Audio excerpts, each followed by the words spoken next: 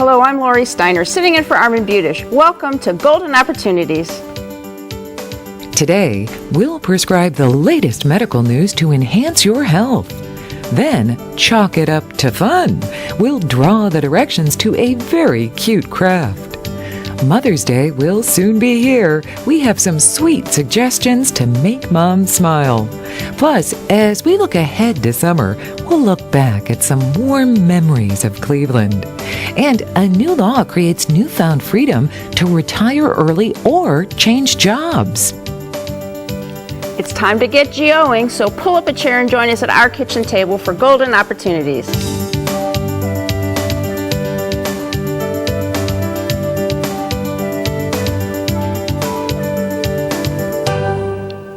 A bit of blackjack, a throw of the dice, a swipe at a slot machine, it's all fun and games, right?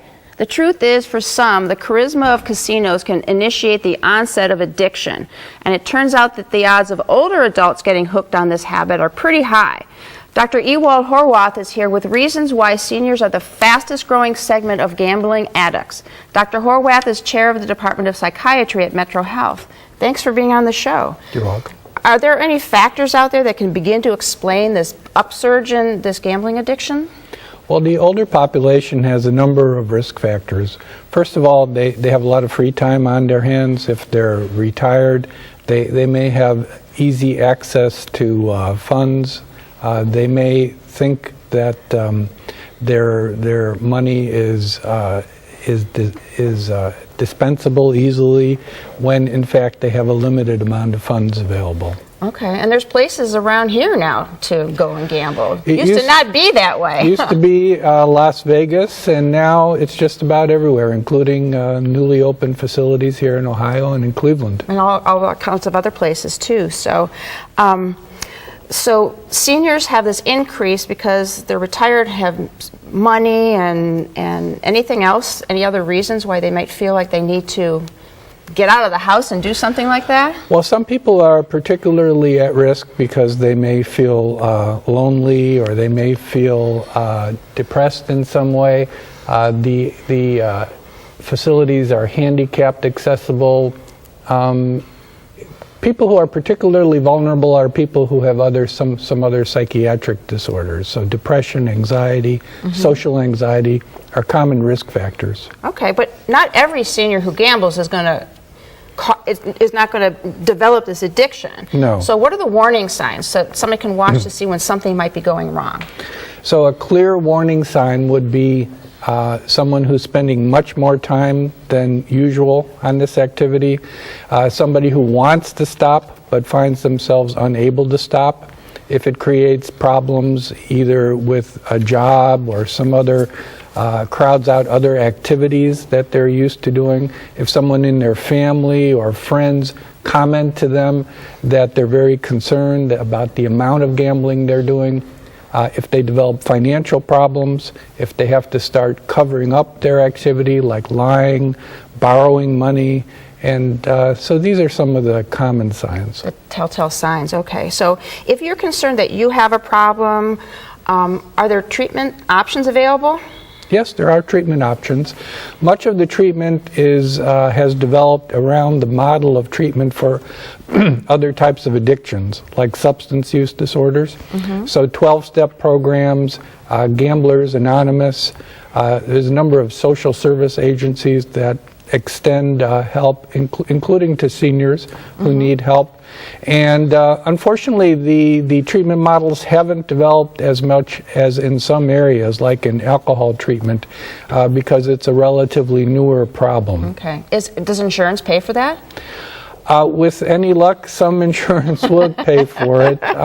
It has been now designated as a real medical disorder and a gambling disorder. Nowadays, it's in DSM-5 is what it's called. Okay. And so it is recognized as a problem. Okay. It may not be that every insurance pays. Okay. Have you seen an uptick at Metro?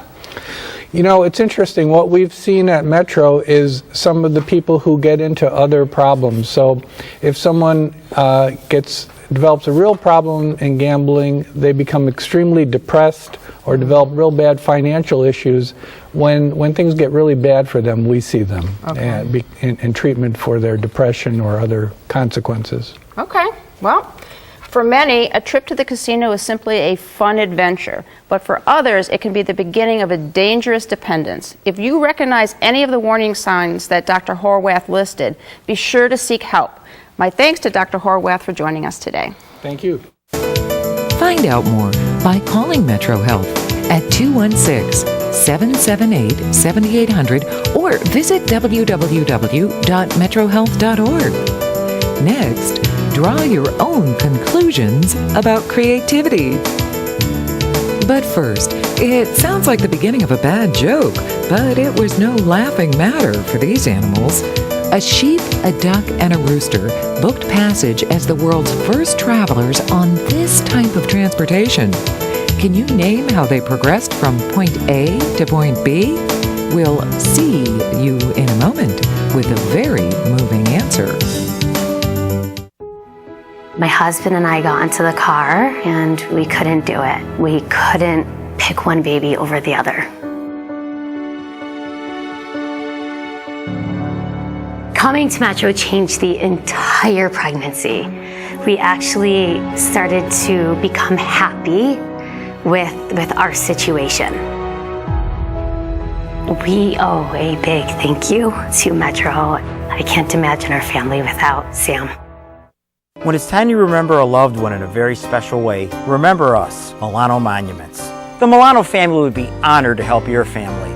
I'm Jim Milano. Thank you. Way back in 1783, a sheep, a duck, and a rooster found themselves floating up, and away as the first to take flight in a hot air balloon. These animals assisted in the inauguration of the era of aviation, when the fantasy of flying became famously factual. You hear the words chalk paint, and I bet you think of the kind of paint where you can use chalk to write on it after it dries. Well, today we have a different type of chalk finish, and Karen Edenfield has brushed up on its uses and effects in order to color our world with creativity.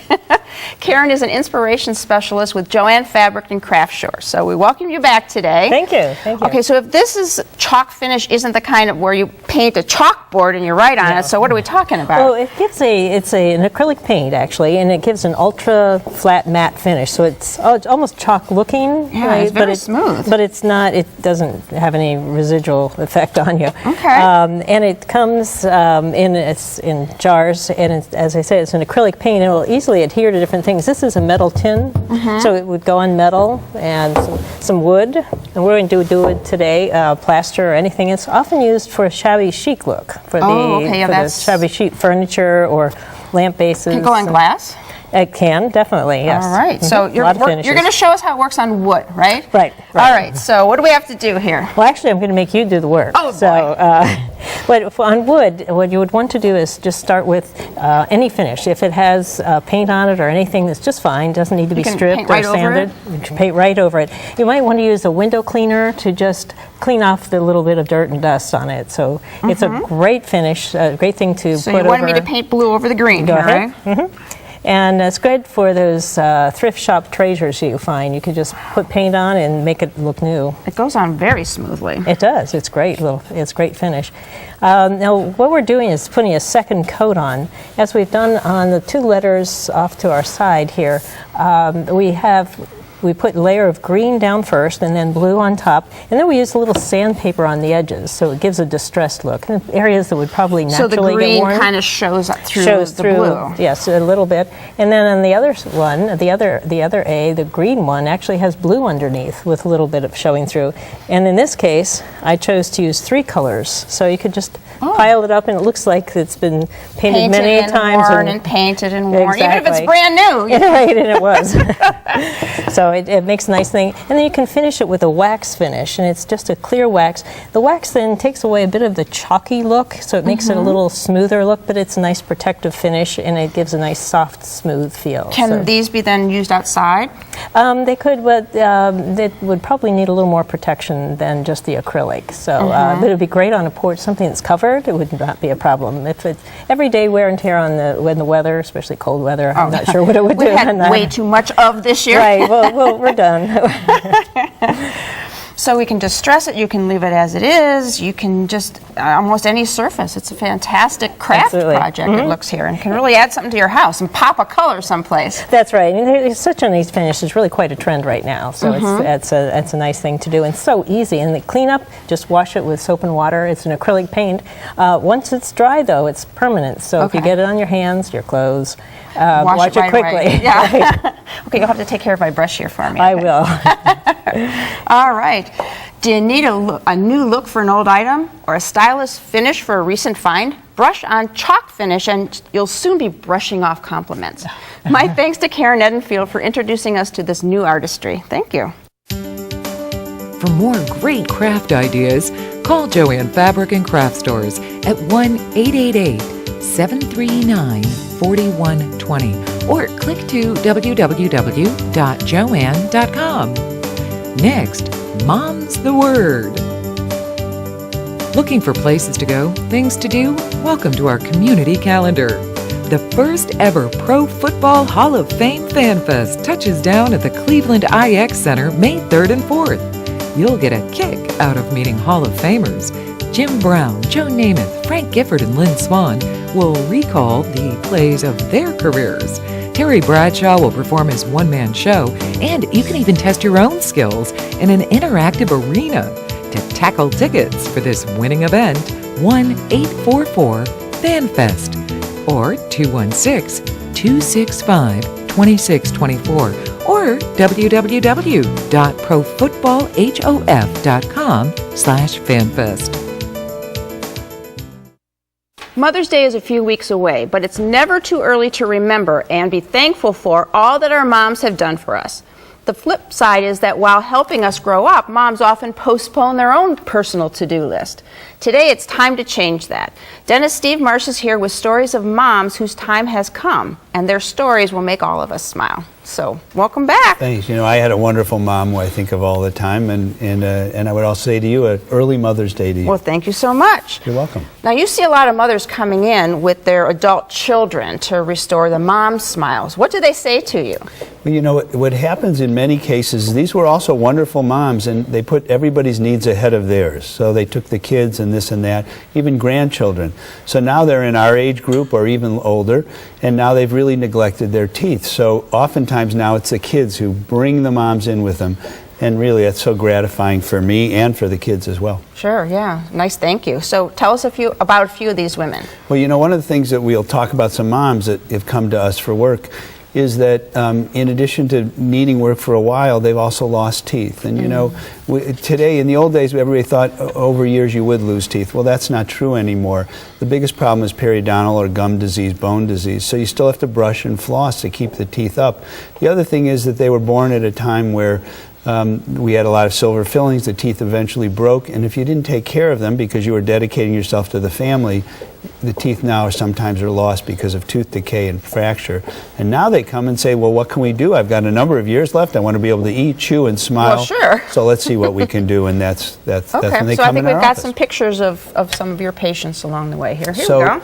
The story that I just told you is classic. Her daughter, when her daughter was born, had some bone problems in the palate developmentally, and also was missing some teeth. So that became a major thing for the family over all those years. Well, eventually her daughter came to me in her 40s. We took care of the daughter, and now her daughter came back and said, Mom, we've got to bring you in. And you can see this is old bridge work, porcelain on metal that fractured.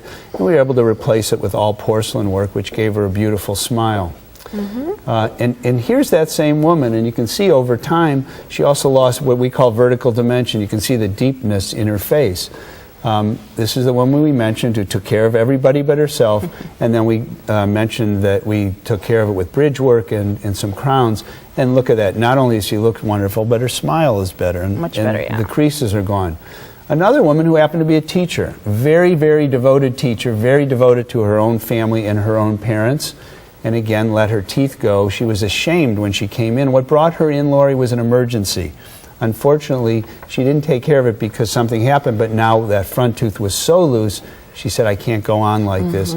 That's today's partial. A partial is a way that you can remove teeth and then put in a partial, no metal. It looks completely natural. She went on to teach and actually has since retired, but gave her a beautiful smile. Okay, is this a bridge? So this is a woman who came to me really about 15 to 20 years ago. We rebuilt her mouth, we rebuilt her smile because of financial reasons and again family that she was taking care of. She sort of didn't take care, didn't come for regular appointments, ended up losing a bridge on her lower right, the viewer's left. When you see the before, that's without. Then she had implants placed. Now those are the implants without teeth on it. And then we have a further picture with that restored. Thanks for the oh wow. That's an all porcelain bridge that went on top of those implants to give her smile back, and now she is devoted to come back in again to maintain things so it doesn't happen Okay, again. we have one more mom here, huh? Yeah, one more mom, and she was actually brought in by her father, who said to her, it's time to come in and take care of your smile. She had had one of these old partials that went in and out. What you see in the before is, you see that big cleft or divot, if you will. When the tooth was taken out, actually some of the bone came with it. So she came to me with that and said, her actual father said, please take care of my daughter. His daughter was in her 60s. And again, we took care of those old crowns. We did what we thought was a beautiful bridge. And both the mother and even her father was excited. So there's great. a lot that can be done today. And again, wish all the mothers happy Mother's Day. All right, great. So make Mom's Day on Mother's Day by giving her some of the same care she gave you for all those years. Help discover the smile she deserves. For details, give Steve a call. His number's next. See what Dr. Stephen Marsh can do for your smile by calling 440-461-1003 or visit www.clevelandsmiles.com. Next, reliving the lazy, hazy, crazy days of summer. It's time to get up and go, an exercise minute on golden opportunities. Hello everybody, I'm Mike Carbon from Breakout Fitness, and today we're going to work our deltoids by doing a lateral raise utilizing our exercise ball. All we're going to want to do is we're going to start seated on the ball. We want our feet bent and flat on the floor at about a 90-degree angle. We're going to remember to maintain good posture so that way we can breathe and also bring our abs into play a little bit by keeping balance. Now we're going to simply let the dumbbells hang down to the side. All we want to do is we're going to raise them up straight to the side. Excellent, and right back down. Okay, we're looking for 12 to 15 repetitions here. 2 to 3 sets is an excellent place to start. Remember, the main movement is going to be in our shoulders, not in our elbows or our wrists, okay? Maintain your posture and breathe. All right, everybody, we got it, and I think you do too. So now it's your turn to get up and go. For your copy of the exercise booklet, please send $1 for postage to Golden Opportunities, 23240 Chagrin Boulevard, Suite 450, Beechwood, Ohio, 44122. This year it seems like we waited a long time for warm weather. And while the summer season is still a ways off, we can warm ourselves now by thawing out with many memories of hot times in the summer in the city. Gail Bellamy has made the years melt away with her book, Cleveland Summertime Memories, and she's here with a warm look back. Thank you for coming. Thank you for coming. I'm delighted to be here. I feel like I should say it's going to be a scorcher today, but I don't know. Yeah, we go from one extreme to the other. But Clevelanders do appreciate their summers, don't they? Well, and that's why, we earn them. That's probably true, yes. By the time we're through with winter and we head into summer, it's worth all the waiting. We hope so. And one of the things about summer is enjoying water. And don't we live in the right place to do it? We have all those cool pools, and I think one of the fun things about this is looking back and seeing different community pools, and you can tell if the photos were taken in the 50s or 60s because all the women and girls had to wear those bathing caps. Those awful bathing caps, yeah. Sometimes they had little daisies on them. They're all different kinds. But, we also have the lake, and I think our summers are defined by living along the shores of one of the world's greatest bodies of fresh water. And so in the summer, we really had far-flung fun, still do, but it ranges beaches from Lorraine and Sandusky all the way to Mentor on the lake, and of course Geneva on the lake, and then right in city limits, Edgewater Park. And then we have all the metro parks and swimming and boating and fishing there. So we have rivers and ponds, the lake, and pools. We could pretend we're in the Caribbean or someplace. We It's kind warm of enough. are. And it's fun to look at the pictures, and we saw some pictures, but it's fun to also read the stories that people have to, the stories about those times. They are, and there are a lot of common denominators. Cleveland Summertime Memories has more than 200 vintage photos. They're not scratch and sniff, but they're evocative.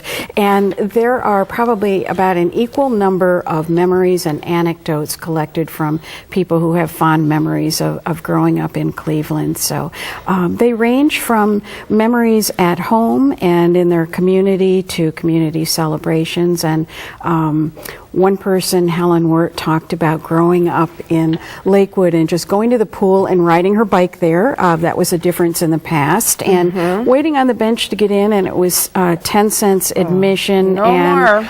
No, but I remember those days too, and returning pop bottles sometimes to get that extra to money get that to be able 10 to do cents, those kinds of things? right? Or Yeah. to buy penny candy. Oh, That was yeah. another That was big great. expenditure in the summer. So those were a lot of fun memories, and many people had similar memories of just being the last generation of free-range kids who got turned out in the morning and went Came to back at pools or night. pick up softball games. Absolutely, in time to go lightning bug catching. Oh, yeah.